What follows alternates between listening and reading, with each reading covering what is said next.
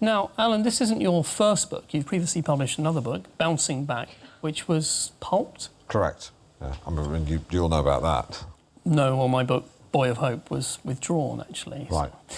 But does it bother you that Bouncing Back is no longer with us? No, I don't really think it's gone. It's like biscuits, you know. If you pop a packet of biscuits, you haven't lost some biscuits, you've gained, you know, the base of a cheesecake. Right. Besides, Bouncing Back was going on to a very exciting new life as recycled paper. And one particularly unkind reviewer... we've all had them. We've all had them, so I know you have. Yeah. But he said he wouldn't wipe his arse with it. Oh, right. His words, not mine. Well, if he buys his toilet roll at Tesco, he may well have done. So it doesn't bother you at all? No. Clearly. Right. OK, well, let's have a question from the audience. The gentleman in the yellow jumper. Primrose yellow. Primrose yellow, indeed.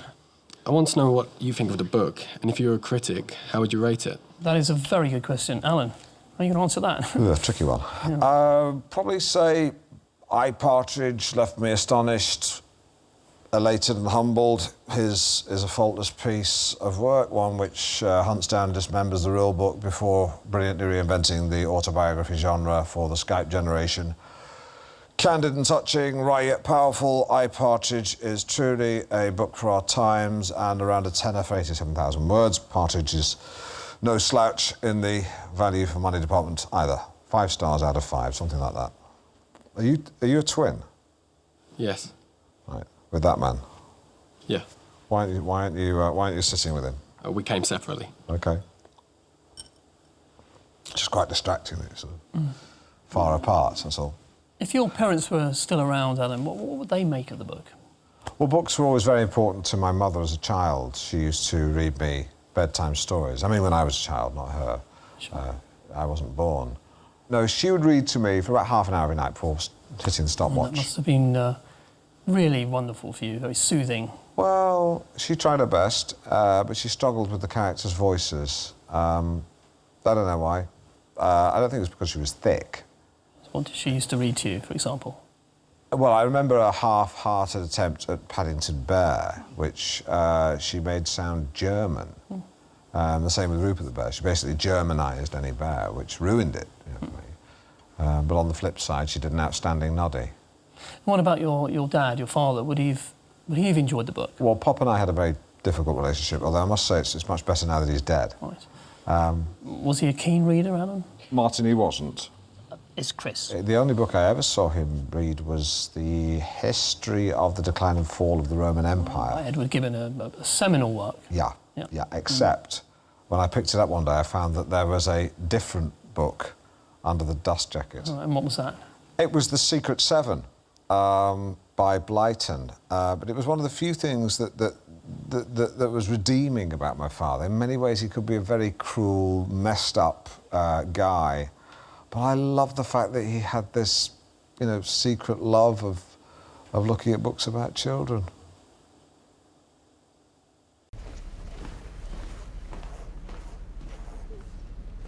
Hilary Couchman, Dr. Hilary Couchman. How long have humans been swearing? Well, curse words or vulgarities go back really as far as language itself. But when it comes to written English, we find profanities cropping up from the 13th century. So, something like this. Should I wear gloves to handle this? The protocol is that the curator handles the material. Oh, OK, right.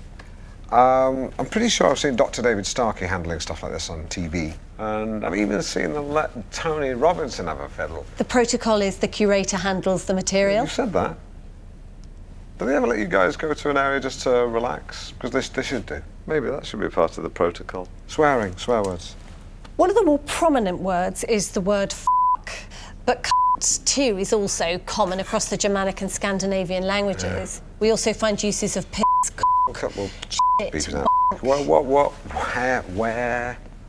what areas would these profanities emanate from? I'm thinking Manchester, Liverpool. No, from across the whole country. OK. Now, what we have here are parish records from Drayton in Shropshire. When would that be? £12.95. That's what these trousers cost. So what these documents show is how the earliest instances of swear words were typically found in the names of places or people. So surnames often describe what someone was or did. Right. Here we have a listing for Henry F***a-beggar. Goodness me. Now back then, the word f*** didn't have its current meaning. Okay. It actually referred to hitting or striking. Right, good. Well, hence the phrase, let's hire some Albanians to f*** him up. So there are terms that have fallen out of use. So here in 1740, we have the term Runtalian, which means musical one whose word. scrotum is so relaxed as to be longer than his penis. One wonders whether that's due to a truncated member or distended testes. Well, I guess it's just chicken and egg. We also find some fairly vulgar slang words for penis, such as beard splitter and arse opener, whilst fellatio was known as bagpiping. Oh, makes sense. In the 1785 book, the Classical Dictionary of the Vulgar Tongue, we find the term to huffle. Would you like to have a guess at what that means? Oh, gosh, I'll have a bash. To huffle, the act of putting my head between a lady's breasts and huffling. That's, you get the picture. No, it's another word to fellate. Right, okay. I always find it amusing when I ask people that question, what answer I'll get. Right, well, that's an interesting part of the protocol. Thank you very much, Dr. Hilary Mantell. Couchman. One who likes to squat over another... It's my surname. Right, yes, of course. Now it's time to return to Alan's sad stories.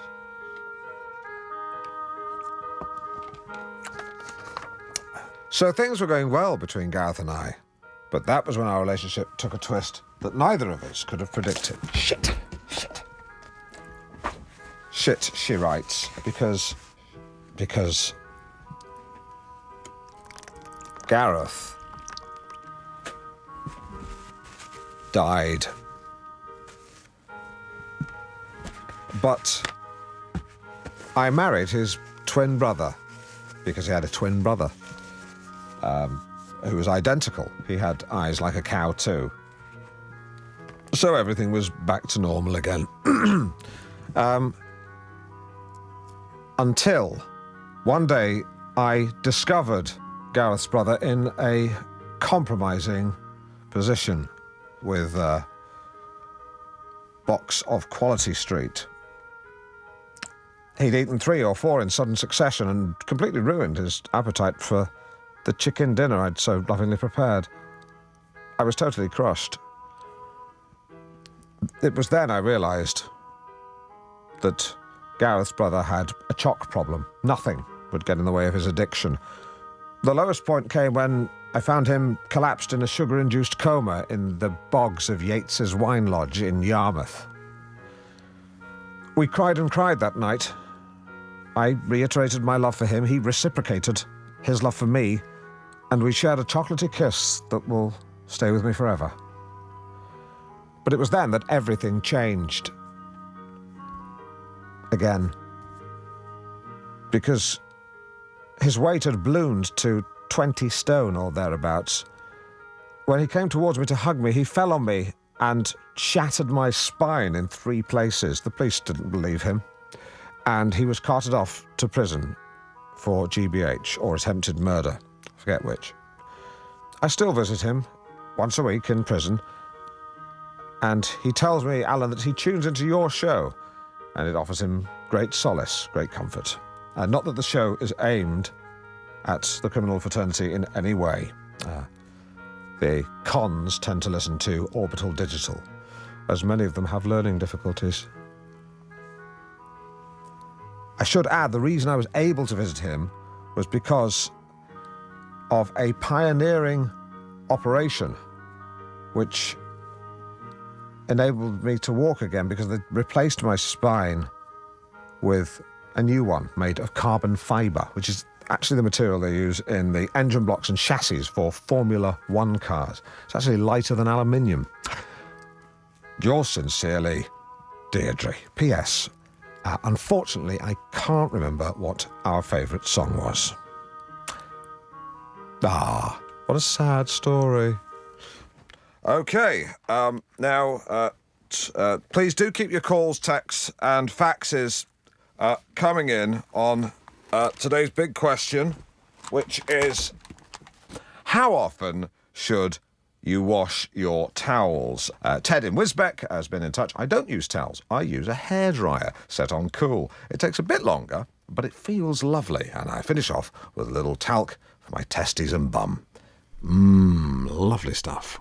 Reverend, there is the rather lazy stereotype of a graveyard as being somewhere that we're familiar with from horror films, where a hand may emerge from a grave and grab the ankle of an innocent student on holiday.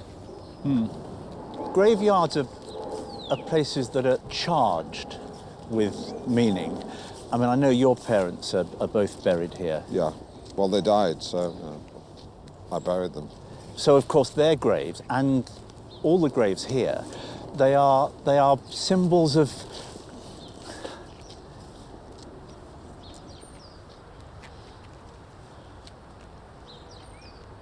a life lived, a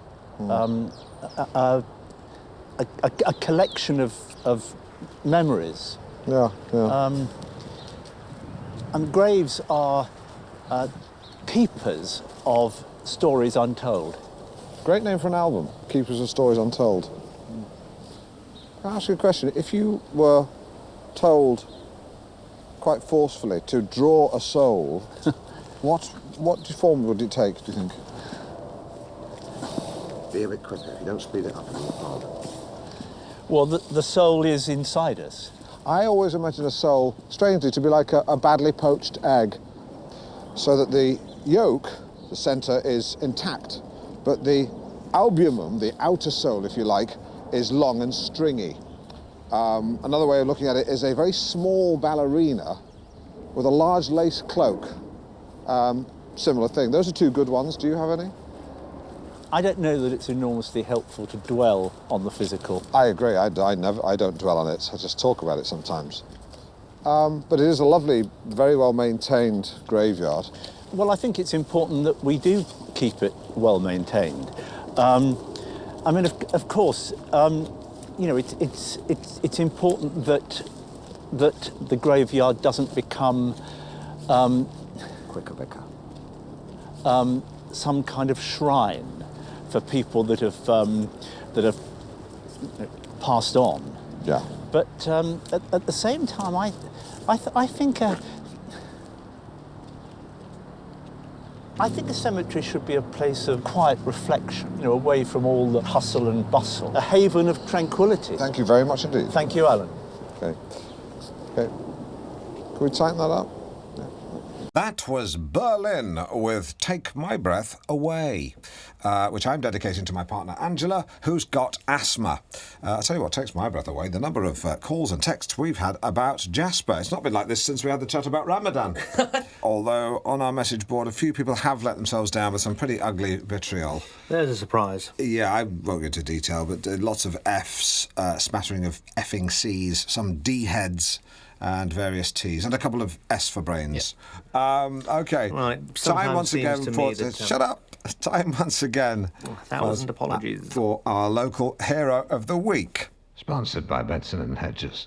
And you'll remember last week it went to Andy Deacon, a father of three who was on a school roof retrieving a football and found the body of a cat, which he returned to its owner very thoughtfully in a silk-lined shoebox. Once again, you've been calling with your tales of public spirit, heroism and daring do. I'm sure it's what Alexander Graham Bell had in mind when he invented the telephone. Good humour.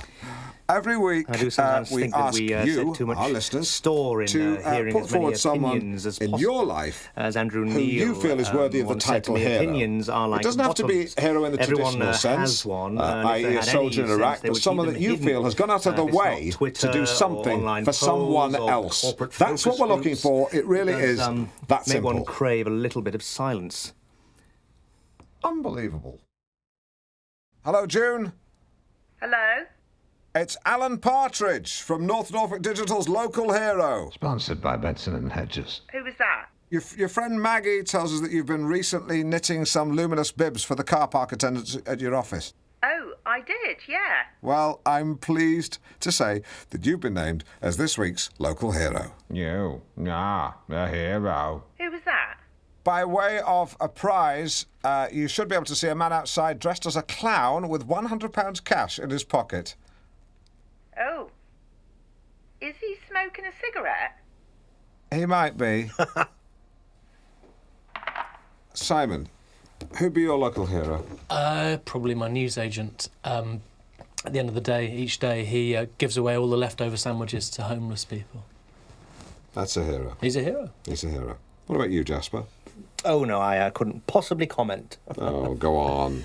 Well, I'll tell you who I wouldn't nominate. No, we can all do that. Hitler. Tell us who you would nominate. Well, I've always admired... Not someone who works in the media or London. Yeah, God forbid, making one of them a hero would be like Don't making... do one of those. Just tell us who's your hero. Well, there was a history teacher at my school, Mr. Rigg. No, So he'd be that's... my... Sorry. No, you were saying. No, please, do go on, I insist. Just he'd be... he didn't have to take me under his wing, and he did. And he was very kind to me when I was vulnerable, and I miss him. I don't mind saying that. You should talk more like that, because when you did, you can see in your face that deep down you're a cracking fella. Thank you. Forget about it. Forget about it. Love that. OK, time for some music. Here's a chap who's permanently high while his mates sell blubber for cash. It's Bob Marley and the Wailers. Quiz. One of these people spent World War II sewing uniforms, the other flying Spitfires. So, which was which? The answer will surprise you. The seamstress, this man, who got into sewing rather than fighting because he was severely mollycoddled by his mother, and sadly, the poor chap ended up as a softie. The Spitfire pilot, a woman, Eleanor Hartley, who defied convention to help transport military aircraft to wherever it was needed. Because it's an irrefutable fact that without the role played by women in almost every sphere in both civil and military life, the Second World War would have been slightly harder to win. Today, Eleanor is 94 and has very kindly agreed to join us here at Goodwood Aerodrome to return to the wonderful machines that she once flew. Eleanor, thank you so much for joining us. It's lovely to be here. A wonderful, wonderful woman to whom we all owe an enormous debt of gratitude. In the end, though, her interview was largely unusable. Heavy frost this morning. To learn more, I spoke to a man much better versed in Spitfire history. Good morning. My name's Alan. Roger. And your name? Roger. Oh, sorry, I thought you were agreeing with me. No, just telling you my name. Oh, I see. Right. Well, I'm Alan Partridge. Roger that. Right. And your full name? That. Is your name, don't say anything, is your name Roger That? It turns out the airman, a bit of a character with a love of wordplay, is actually called Paul Wheeler. But he pretends to be called Roger That to bamboozle new trainees.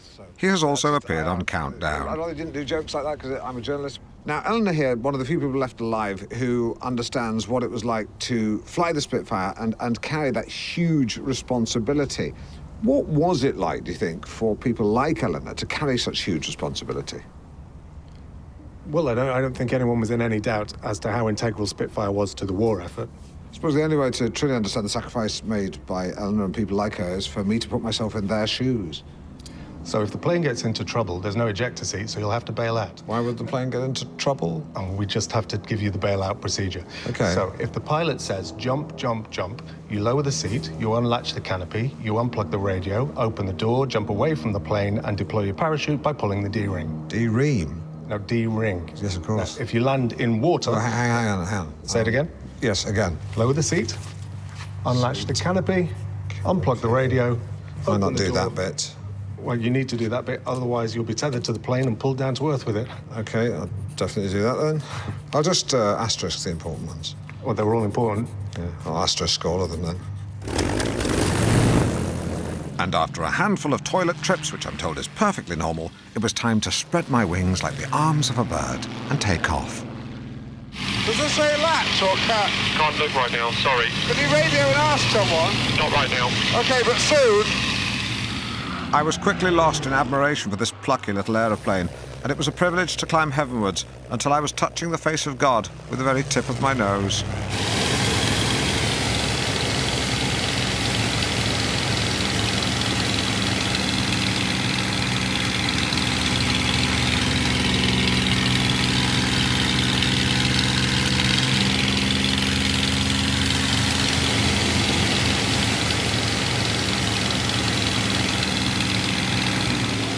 Spin me again, please.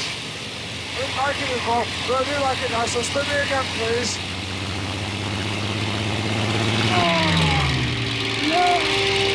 Up here, you can be proud to be British, and no left-wing people can tut at you.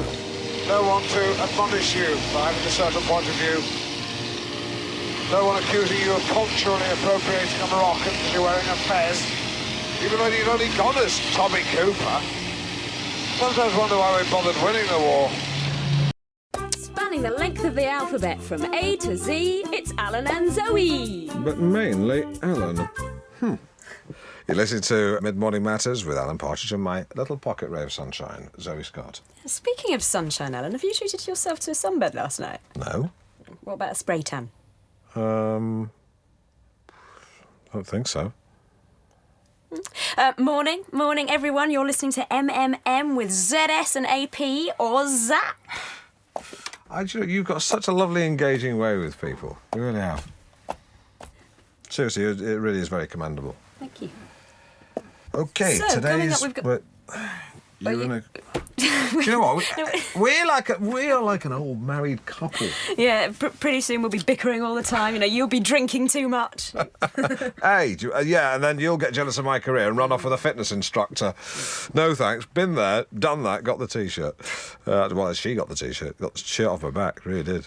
Fucking witch. Well, I just found that when she strayed from historical fact into the realms of conjecture, I was all too aware of the author's hand, you know, and that took me out of the story. Apart from that, I thought it was a very good first effort. Yeah, I've got to say, I'm a little surprised, Crispin. I found that Mantle's main characters are scorchingly well rendered. And the sharp-clawed machinations are presented with non-stop verve in a book that can compress a wealth of incisiveness into a very few well-chosen words. That's just word for word what it says on the back of the book. That's my book of the week. That's Hilary Mantle's Wolf Hall. Oh! Can't wait to get my teeth into that. It sounds great.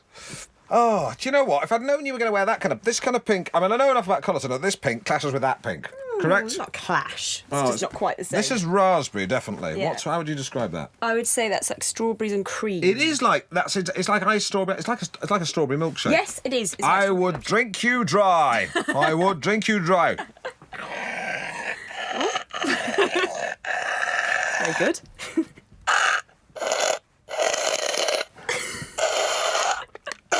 I'm down to your boots. Oh, God.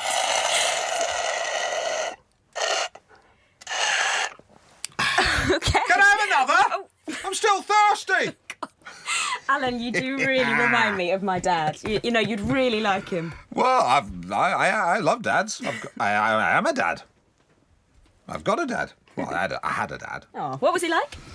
What was he like, my dad? I remember one birthday he bought me this big red cake in the shape of... Space rocket? No. Train? No. Football? No, it was a rectangle. And I remember he came up and said, "Delivery for Mr. Partridge." Oh. I was so excited. I banged into the table and, oops, the cake went everywhere. Oh. My dad walked up to me in his blue 60s drainpipe suit with a red bow tie he insisted on wearing, and he said, "You will never amount to anything." He said, "You're that to me." Imagine saying that to a 7-year-old kid. Alan, that's terrible. That's not the end of the story, because as he turned round to storm off, he slipped on the cake, legs went flying, banged his head, and he needed 11 stitches. And I was glad. This is a little itty-bitty of Scritty Politty.